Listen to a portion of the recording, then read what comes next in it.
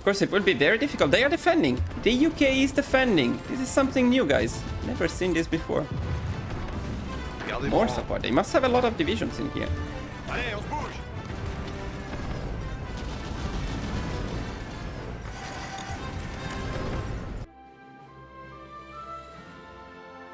Hi guys, and welcome back to the channel. With my latest non-aligned guide for France, we brought back the Napoleonic Empire. And with course on all of Europe, we just had to continue this run and go on to avenge Waterloo. Naturally, if you haven't watched it yet, make sure to check out the first part of this run to see exactly how we got to this point.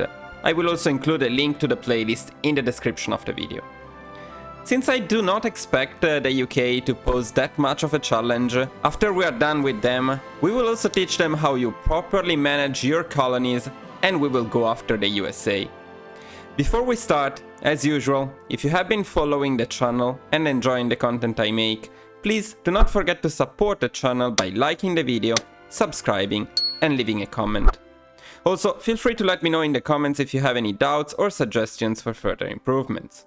Now that's really all for the introduction, so let's get straight into our initial setup for the Allies. Of course, first of all, we're going to pick the focus Avenge Waterloo, since that's what we're going to do, but keep in mind that focuses and researches are not included in the edited version of the video. You will find them in the description as usual. Now, with free civilian factories, you can do whatever you want, but what I usually do at this point is I invest in my puppets by building infrastructures, so that later on we can integrate them and get even more resources and military factories out of them. We're going to gather all of our navies on the northern coast of France, and then we're going to use them, of course, to naval invade the UK. And for the invasion of the UK, we are going to use the Gauls, which will be our first offensive army. I'm going to manually send them to Calais, and then I will select them into groups of 3 for the naval invasion of the southern coast of the UK.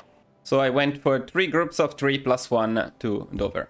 Now, since Poland is also a member of the Allies, we will need to take care of Poland as well. And for that, we're going to use our secondary offensive army with a spearhead line into Poland. Poland should go down quite easily.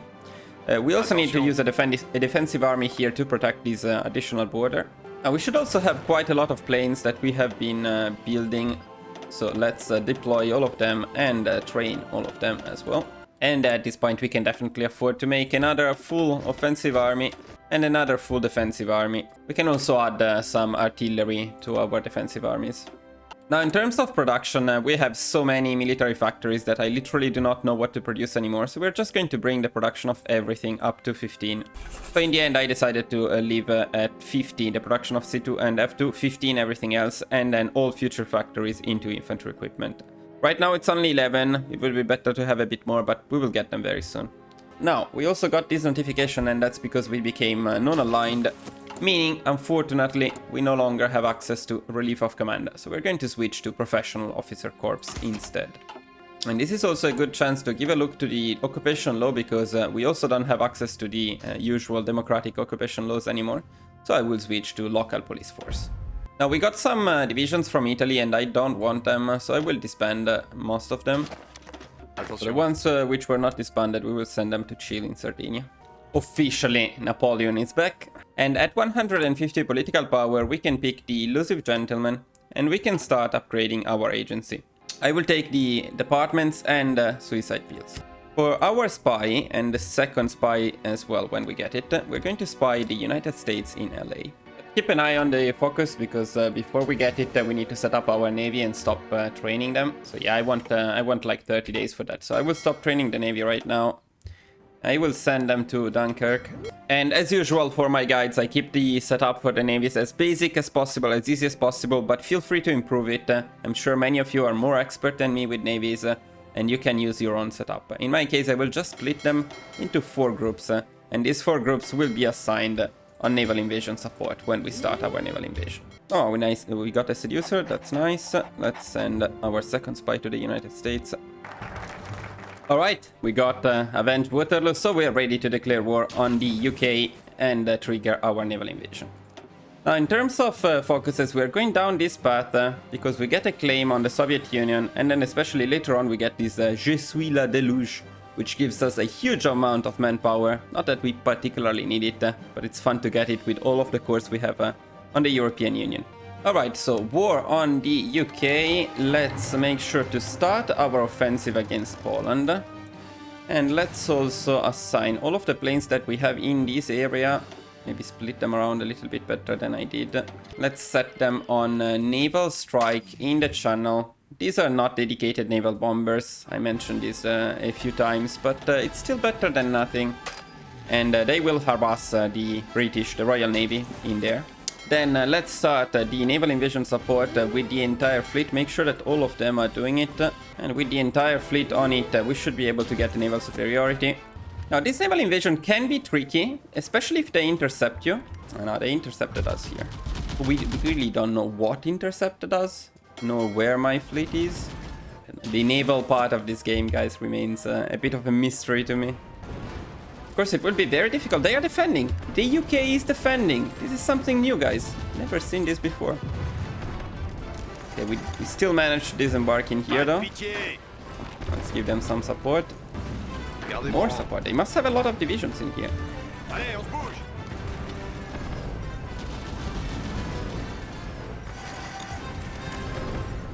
I'm losing some of my divisions. And finally. How many divisions do they have here? I'm very curious. This must be a lot. Fortunately, I don't see but 2 at least. Okay, Poland is down. Oh, finally we got the harbor. So we can now send everybody over. Tricky naval invasion of the UK. This was unique. Never happened before. I would actually prefer not to destroy the Royal Navy because I want to take it in the peace conference.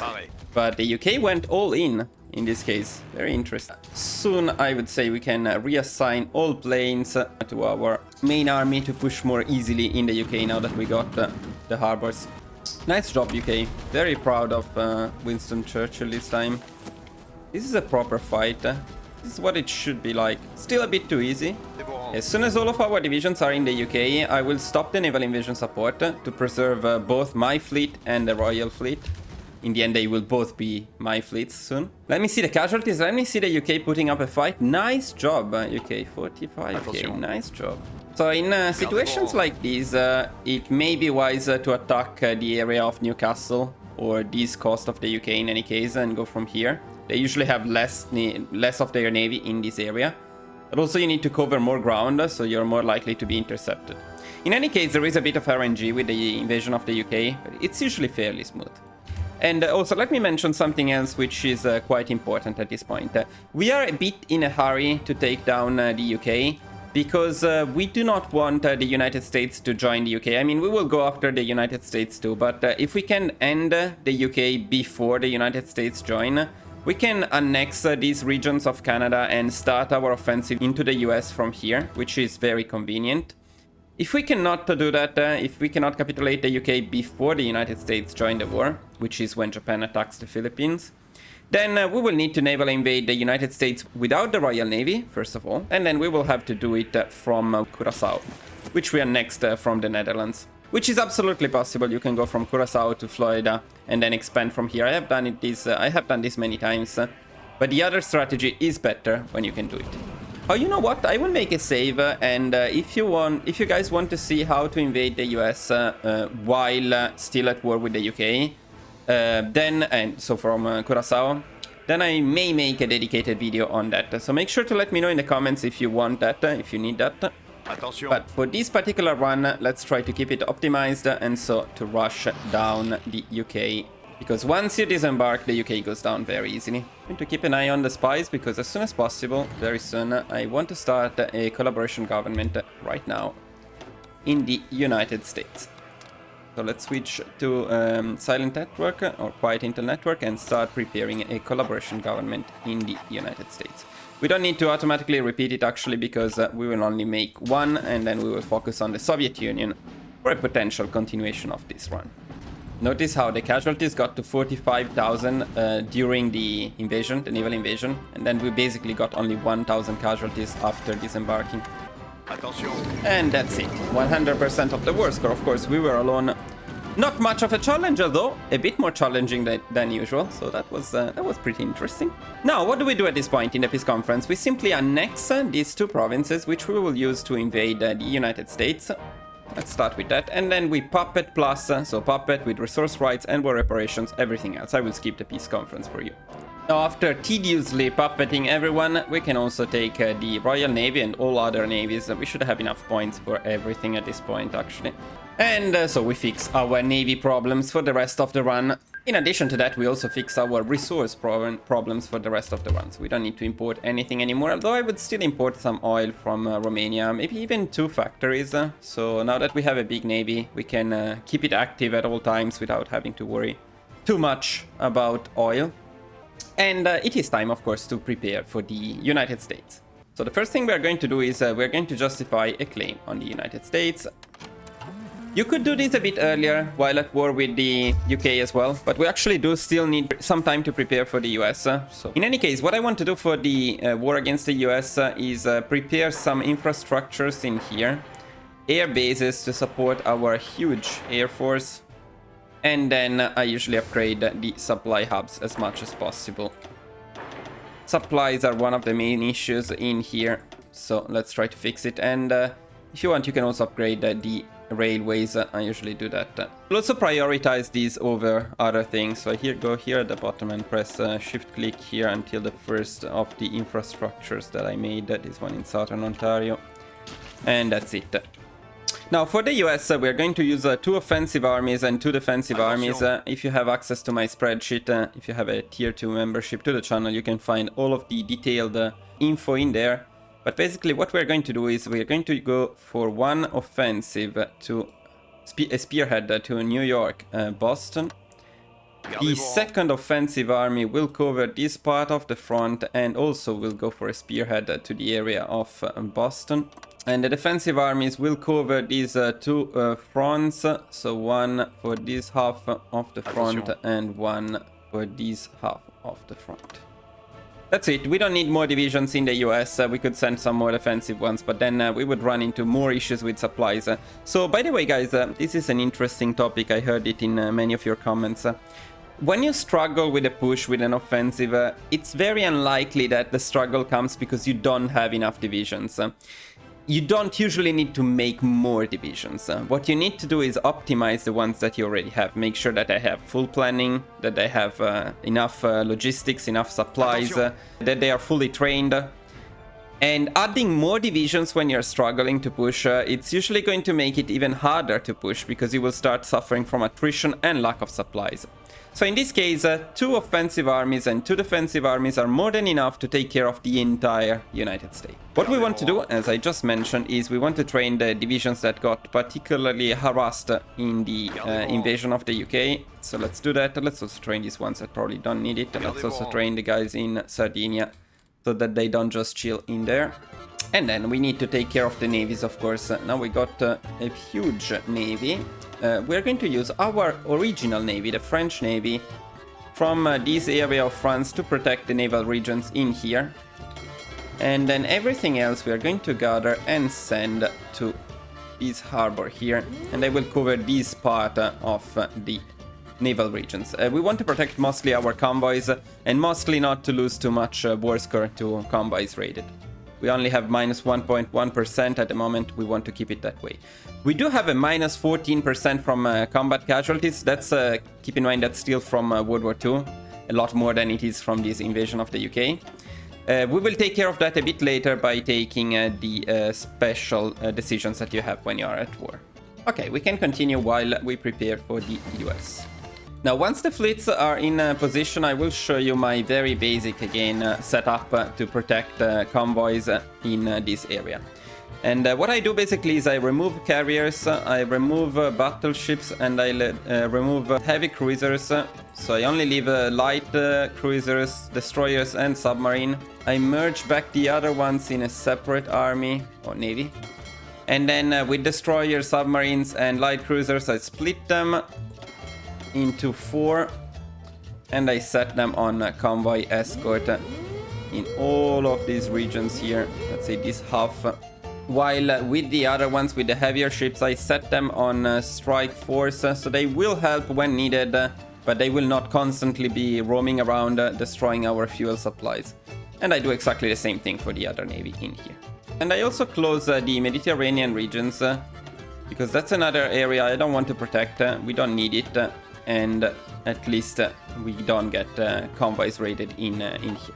And by the way, let me remind you once again, you can do this much better. This is just the easiest, I feel, possible setup. You can, of course you can, and maybe you should set your submarines on convoy raiding, so you get some additional war score. There is a lot that you can do with the Navy. If you're interested and passionate about that part of the game, absolutely feel free to do it. But with this setup, you will get the job done.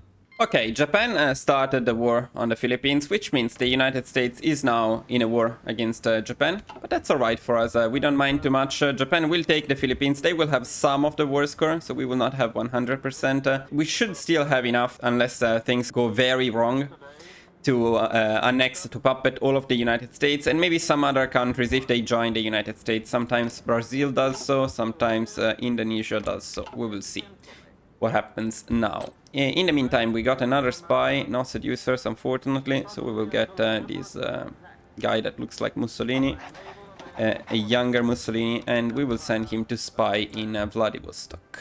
And whenever you can, you should decrease the autonomy of your puppets. You will get a lot more resources in that way. Okay, we got the claim on the United States. Let's just wait for these two remaining divisions to be fully trained. And also maybe let's make sure that we deploy and assign all of the planes we have. So we got our claim, we got our divisions ready. There is nothing else to do but to declare war on the United States and to teach our friends from the UK how to manage your colonies, how not to lose your colonies. And what we are also going to do at this point is we are going to try to fix some of that minus 12% from combat casualties by picking exhort heroism. But look at our divisions, look at how good our divisions are. Okay, so the US in the end did form a coalition. Let's see who joins. This is going very well. Oh, nice encirclement here. Perfect. Attention. The only problem is we are exactly the same color and I cannot understand anything about what is mine and what is not mine. Okay, now with the first offensive army, we are going to push up here in upstate New York, north of this river. Which river is this? This is not the Hudson, right? No, this must be the Hudson. Oh no, it's a difficult name. I'm in trouble now. I cannot read it from Google Maps. Susquehanna. Oh my god, why did I have to find out? Susquehanna. Now, how do you pronounce this? Susquehanna. Alright, so this is the Susquehanna River. The offensive, we're going to push for Cleveland, Columbus, Pittsburgh. And for the Southern Army, we go for Washington, and then we keep pushing, of course. Oh, we completed this focus, so soon we will get a lot of manpower. Now, look at our manpower now. We got about 400,000 manpower. Now, in a bit, you will see how much that changes. Oh, we're just leaving Buffalo there to chill. It's okay, but let's take it, actually. The Southern Army can keep pushing for Charleston, Richmond, and Norfolk. And so can the Northern Army, which we're going to use to push all the way to Chicago and Indianapolis. Alright, Brazil now is in the war. Hopefully Brazil will not be considered a major. Looks like it will not. That's great. Now at this point I usually switch from spearheads to a normal offensive line because we don't have any specific target. We can just keep the pressure up and keep expanding until the US falls. Okay, I feel like I think we completed the collaboration government. I heard the sound of that. So let's start spying all in on the Soviet Union. Then as soon as possible we also want to start making collaboration governments in the Soviet Union. Now that we got the collaboration government, we can see that the United States are a bit closer, not very close, but a bit closer to capitulating, and we can start rushing some of the victory points at this point and see if we can rush the end of the war. The good thing about making a collaboration government, even if it's just one, is that we don't need to go all the way to San Francisco and LA to end the United States. We still do need to take quite a lot of victory points in here though. Check the casualties, another 50k. Well, I mean, we're pushing with infantry. That's understandable, and it's, I would say, not too bad for pushing the USA. Oh, finally. Nice job. Okay, the United States are finally down, and we got Brazil as a bonus in this. We also got a very high war score, so we'll definitely be able to take all of the United States, all of Brazil.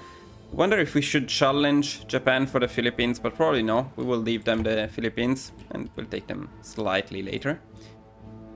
So the peace conference is very basic in this case. We just pop it with resource rights and war reparations, everything. We need to wait for a few steps because Japan is in this. And then we take as much of the navy as possible. Again, I will skip this for you. Done! The United States are down. They are now the French North American territories, as it should be. Now, what do we do at this point? We have a couple of options for future expansion. And one thing to take care of is Japan, because Japan is always annoying. Japan will be interested in expanding in these territories that we own in here. So in any case, Japan will be a problem and we need to take care of Japan. While we were on the way to get our amazing manpower focus, we also took this one and we got a claim on the Soviet Union. And it would be a shame not to use that claim on the Soviet Union. However, I cannot include all of these in this video, or it will be too long, especially managing the war against the Soviet Union is usually quite time-consuming. But Japan, maybe. The United States went down very easily and very fast, so how about a bonus track invasion of Japan at the end of this video? Let's do it. So for Japan, we need a little bit of a setup. But we're also going to start preparing for the Soviet Union, and we're going to start building infrastructures and air bases at the border with the Soviet Union. Now, for the invasion of Japan, we're just going to use one army. We're going to use our offensive one army, and we're going to go from Hong Kong. So we're going to send the entire army to Hong Kong. I use an area defense, so they all go here, and then we will use a naval invasion order once they are on their way. We don't need more armies in here, so the remaining armies can all go back to Europe. But what we do need is the entire fleet.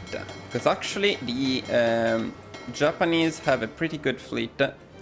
And that will be a little bit annoying. So we're going to send the entire fleet to Japan. Now we also need, of course, to justify a war goal on Japan. Luckily it only takes 30 days, so we will get this pretty soon.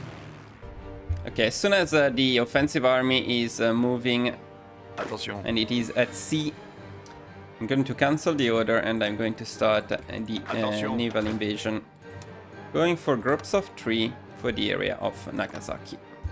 Now we do have the navy, and it's a huge navy. It's way too big, of course, so we're going to split it into 2. Going to create another theater, another admiral. And then we are going to send part of it here, I guess, and part of it here. Now, to get the naval superiority against Japan, it's not enough to have a huge navy. But it's usually also needed to set at least part of the navy on patrol. Otherwise, you don't get the naval superiority. Probably because of the lack of intel. So we can set like one of them on patrol and the other ones on naval invasion support.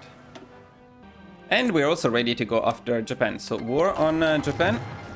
And now we can start the naval invasion, not because we don't have the naval superiority, as I was mentioning. It takes a bit to get this naval superiority.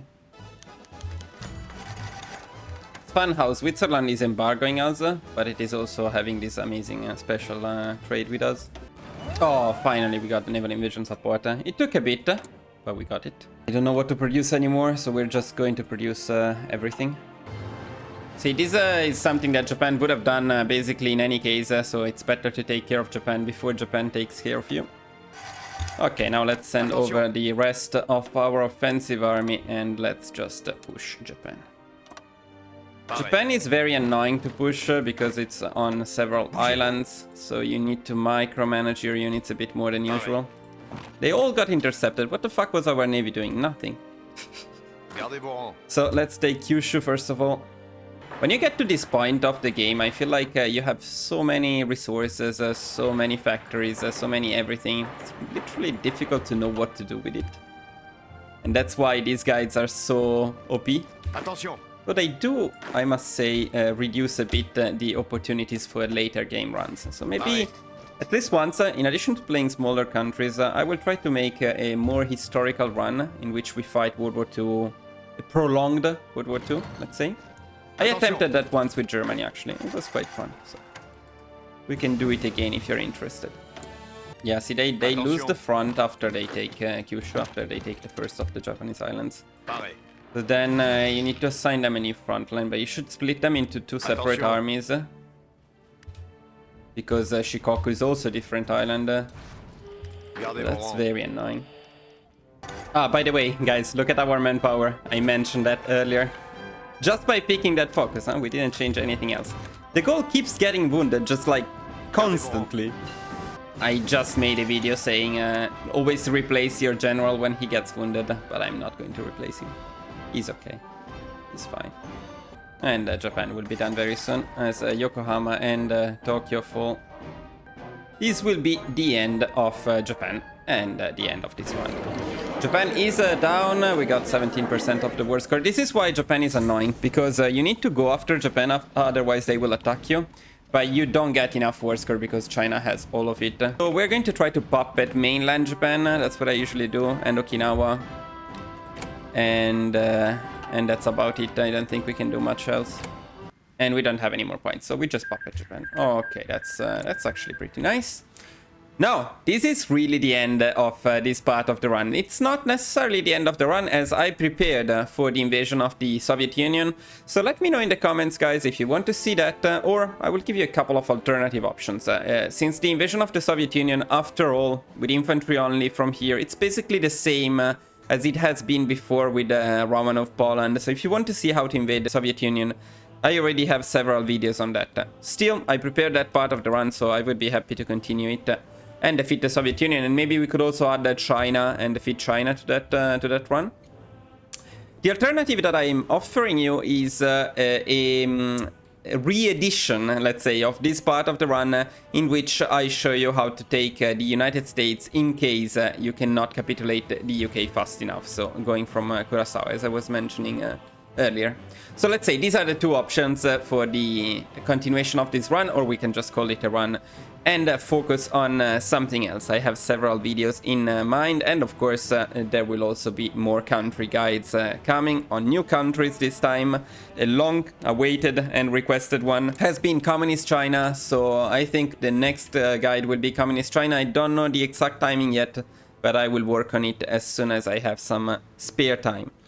Guys, if you enjoyed this run and this guide, please do not forget to leave a like, subscribe to the channel, and let me know in the comments what you thought about it, what you would like to see in future runs as well.